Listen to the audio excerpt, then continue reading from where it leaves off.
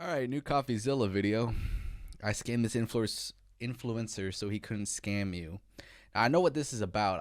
I saw Coffeezilla's tweet where he showed that he pretended to sponsor Dylan Dennis, who's like a pro boxer, and he pretended to pay him to promote a fake crypto coin just to kind of prove that like Dylan Dennis just doesn't give a shit about like, well, he doesn't do any research into anything that he's promoting. He'll promote something even if it's a scam. He just doesn't care. So I'm interested to see what this video is about. It goes more in depth into that whole situation. Let's check it out. I'm scamming a scammer today, but I won't know if my plan works until the end of this video, because as I'm recording it, my plan hasn't really come together yet. So we'll find out what happens, but win or lose, the point of this video is to tackle one of my biggest pet peeves, which is scammers calling out other scammers to make themselves look good. I guess the logic is, oh, I can't scam you, I call out scams. And what kills me is that it actually works. People fall for this all the time, and it drives me crazy. So today, I want to flip the script on one of these people and attempt to have a scammer that is call definitely not a scam. Themselves out. It's like Inception, but for con men. We could call it Conception? Conception. Dylan Dennis is an MMA fighter famous for two things: cage fighting and not fighting KSI.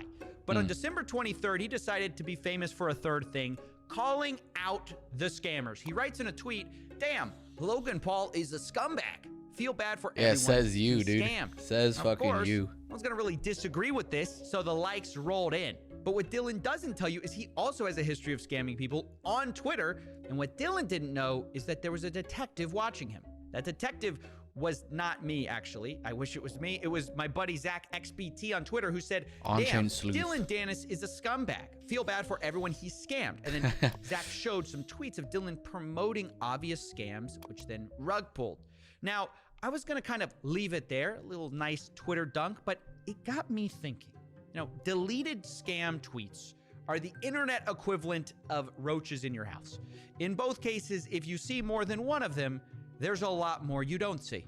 So I reached back out to Zach and I said, "Hey, good tweet, but I want to find out how many scams exactly this guy has promoted." So Zach started digging through the garbage bin of deleted tweets, and we found out pretty quick there were a lot more, but I realized it was going to take Zach some time to get the results we needed. So we're going to go back to him at the end of this video, but I want to see the number, man. I had a bigger problem, which is that to show this full scheme, I needed not only the number of scam tweets, I also needed to know how much he got paid for all this stuff. Oh, good point. That too, for the scams he promoted. So even after looking through the blockchain, I couldn't find anything. So I needed a social engineering approach to figure out how much he got paid. I wanted to trick Dylan into giving me the amount. The rough idea was to approach Dylan and say, "Hey, I created this dumb..." Kind of get an idea of how much he gets per, like, an average, I guess, on NFT project scams. That's completely fake. Ask how much would it cost for you to promote ask him what do you usually get paid. He gives me an answer, and I have my price. But of course, I realized he actually knows who I am because he's tweeting about my Crypto Zeus series. So I can't contact him directly about this. I needed kind of someone who could reach out on my behalf, who like looked like he would be serious about selling you an NFT collection. And that's when I thought of my buddy Oompaville. This is a guy who's actually really sweet in real life, but his particular profile on Twitter says NFT salesman 100%. So I contacted him to contact Dylan on my behalf. And I told him to say, "Hi, Dylan, I'm launching a crypto NFT platform called sour.gg and was wondering what your rate is for an Instagram story post or Twitter post for promotion. We can provide all the marketing copy. Please let me know as we're trying to launch relatively soon." Now, I guess as we wait for him to respond, let me explain that sour.gg, that website is not a real crypto NFT platform. Right. Nothing in this video is a crypto or real NFT, so you cannot buy crypto from this. I want to be super clear as we talk about this. Not only that, the actual website we sent him to is just a landing page for one of Oompa's candy businesses, but it kind of looks a little NFT. It does kind of, there's like this little purple monkey thing in the corner. Right. And so I thought it would fool Dylan. That's and funny. I was actually right. It was actually just like because candy. Dylan immediately responds with, "Want to do a tweet?" And then I love this next part. "What is it?" I like the order of that, you know, like, "Let's promote it." And then underneath it, What am I promoting? And it's at this point I realized that this is not only my chance to find out how much Dylan gets paid for all these scam promotions, it's also my chance to test Dylan Dennis. He says Logan Paul is so bad, he feels so bad for the victims, but let's see if he's so different. So I decided that this fake NFT project I would be pitching him was going to be just like CryptoZoo. In fact, to do this, I basically copied almost word for word CryptoZoo's white paper, saying the following. Sour.gg may appear to solely function as an NFT collection, but it's much, much more. Sour allows users to earn sweet tokens that are openly traded via a yield that is based on the rarity of a given candy NFT. But just in case you didn't think it was obvious enough, I decided to leave Dylan one last hint. I signed off with a nonsense statement saying, quote, "Come obtain fun friends, enter exciting zones, indescribably lush. Look out, adventurer." Now, this is a sentence which means nothing unless you lay it out by the first letter of every word. Wait, and what? Then it spells Coffeezilla. Oh my God, dude. Okay. Don't say I didn't warn him. Oh my God. Obviously, even if I That's a hadn't little warned cheeky. him, Dylan Dennis surely wouldn't promote a crypto. That's a little cheeky, right? in it. Because he's, he feels too bad for the victims. He wouldn't promote something nearly identical. Coffeezilla's just having fun He at said, this point. Sounds dope. And then ETH? Question mark?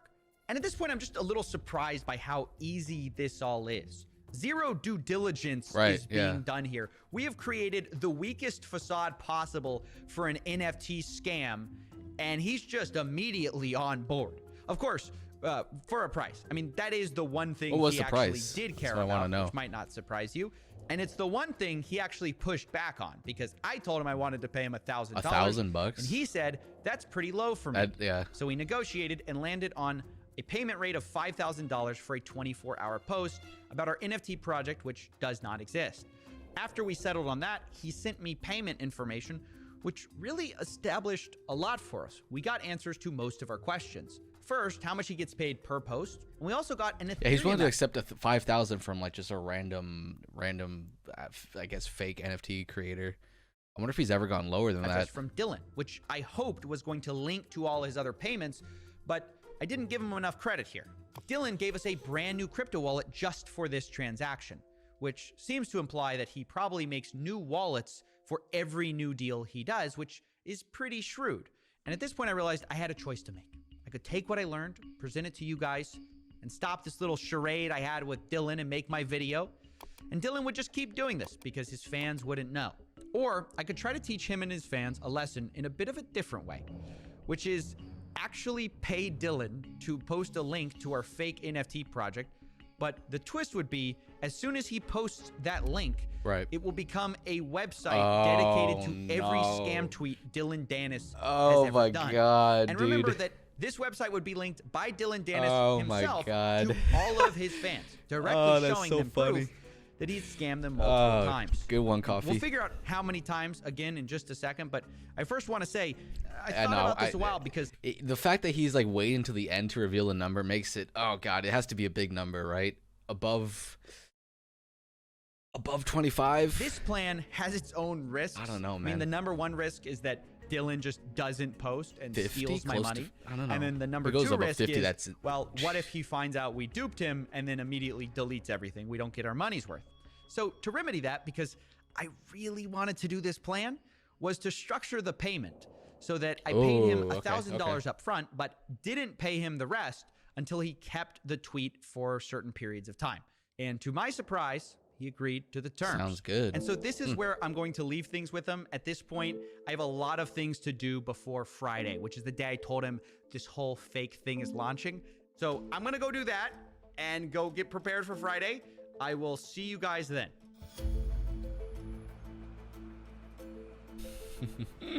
All right. Good morning, ladies and gentlemen. Hope you slept well. I didn't sleep much at all. We're working really hard to get this whole thing figured out. So I'm just in the apartment right here, and we're going to just get ready to Cyberpunk apartment. Because I got a lot to tell you guys, and we don't have time at the studio to get it all done. So I got to prepare you here. Let me just set the stage for you, though, for what's happened since I last recorded. Number one, we created sourznft.com, which is our actual fake landing page for the NFT project. It's got all these cute Candyland fake NFTs that don't exist. Now, the idea is this is what he's initially going to promote. And then I also created our little switcheroo website, which is just a website with all his previous transgressions. Right. I did talk to some people who were a bit concerned that maybe I hadn't fully been transparent with Dylan, that maybe I should be more transparent with Dylan about what's going on so he doesn't say I trapped him in this whole thing. So what I decided to do, just to make sure we cover our bases here, is I drew up a contract for Dylan to sign before this whole thing goes live. I'm going to be sending it to him. And in it, I lay the whole thing out. Damn, okay, wow. He got real legal with it. Where he probably will catch us. Because in black and white, I lay out our whole scheme right in front of him. So it literally says, like, you're going to be the butt of the joke. Really? It says people aren't doing due diligence.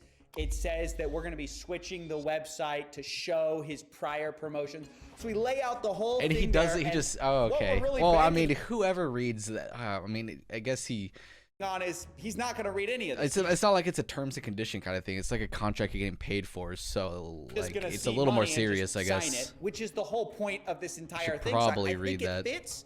Hopefully we don't end up sabotaging or have our own someone read it by for you, like a lawyer or someone. Covering our bases here. But either way, that's what's going on. Also, ZachXBT finished finding all the scams of this guy. So we're going to go back to the studio and check those out. All right, I'm back, and we have the results from ZachXBT. He found over 20 projects that Dylan promoted and then tried deleting, where many of them were rug pulls and scams. It was at this point he just gave up looking for more because there were so many. There were more? So we added those to the website, but I'm sure many of you are also curious about what's going on with Dylan Danis. So we're gonna go check back in with our liaison, Oompa, because at this point, the whole thing is set up and it's all just resting on whether he does any due diligence or not. Let's see what happens. Tell us where we're at with Dylan. So he seems to have taken the bait. There's one final step. Obviously, we have to get him to make the tweet. You just sent $10 to him, right? Just to I wanted to bait him so that we can send the contract, and he's gonna be like waiting for the money. What now? I mean, is he responding? He said sounds good, and then shortly after he said got it, to saying that he got the $10 we sent as a test for his transaction. Now comes the actual moment of truth. We're about to send the contract. Oh my god. Oh my gosh. Sending it. All right, and then I'm sending the drive link. I mean, we've sent the contract now. We're just waiting. We're literally waiting. Dylan. Live stream wait. Oh, I agree, bro. I agree. What a idiot. That's right, ladies and gentlemen. He agreed. He probably didn't even click on it. Notice that we weren't actually able to use DocuSign and get his signature because it was experiencing outages at the moment, the actual website. But we were able to just have him do a written agreement in DMs that he agreed to our terms. And although it was very shocking that he actually did it, I have to be honest. It was here that the pressure really ramped up because at this point, I paid Dylan $1,000 and now we're just waiting for him to post. And I'm really worried that what if he reads the document in that time and realizes what's going on? But that's when Dylan gave us a lucky break, but also gave us a few curveballs. Okay, big news, boys. A little update. Ahead of schedule. By the way, my heart, like, I cannot take this. I was already telling Oop, I was like, we have to just go forward with this because I'm not ready. I cannot take all the suspense. And Dylan texted us, hey, should I just go ahead and tweet? So we're just going to say yes. Go ahead and tweet. Just refreshing now, I guess. See what he says. There's been so much work that goes into this. You guys didn't see this off camera. Dylan starts talking about, where's your community? So we have to whip up this community from nowhere. Our community doesn't exist. We had to create a Twitter profile. We had to buy a bunch of botted followers. An hour ago, it didn't exist. I don't think I've ever been so excited about something in my life. Oh my god, so much effort into catching this guy. He tweeted it. I can't believe he did it. He actually did it. He just tweeted it. What an idiot. I can't believe it. What can I say? He promoted a tweet which literally spells out in first letters the word scam.